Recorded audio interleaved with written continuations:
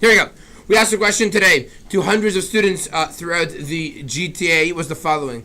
Let's say you want to borrow someone's ketil. A ketil is a garment that many people wear at the Seder and on the high holidays, and you want to borrow someone's ketil without asking them permission.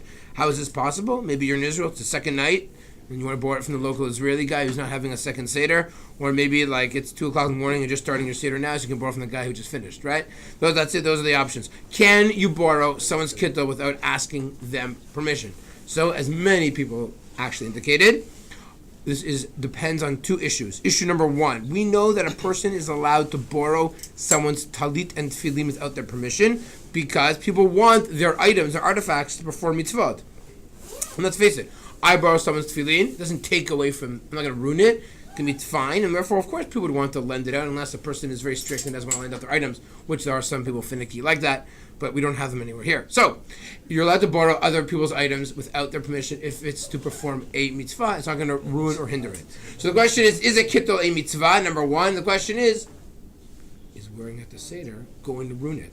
2 assumptions. Assumption number 1, is it a mitzvah? According to many commentaries, it is actually a mitzvah to wear ketil at the Seder, especially the person who leads it. One of the reasons being so the children will ask, hey Dad, what's up with that little white lab coat that you're wearing? That was pretty strange. And that perhaps could enhance part of the discussion of the Exodus narrative to help fulfill the mitzvah of Sipur Yitzhak Mitzrayim, which are obligated to do the night of Passover. Other people say, no, it's a custom. Nonetheless, it's still a custom that is fairly strong, especially among Ashkenazi Jews, in which case it could be a mitzvah, in which case you can borrow without asking them permission. But here's the problem. I don't know about you, but after the Seder, my ketil is a mess. There's stains on it, there's wine on it, there's chicken soup on it, you know what I mean? What are you going to do? So if you're going to say to me, yeah, okay, but come on. Good dry cleaners can take care of those things. What's the big deal? They're not ruining it. So if really a dry cleaners could be able to really take your ketil and put it back to as beforehand, then you could borrow without asking them.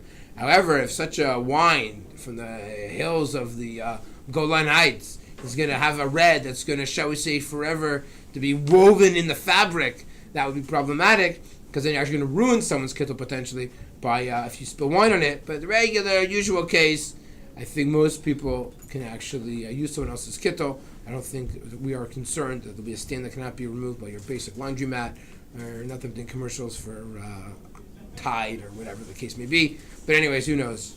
Go ask your local Tide, but I think you can get rid of most stains, in which case you would be allowed to borrow someone's ketil without asking them explicit permission. That was the answer to today's Tuesday texting Torah challenge.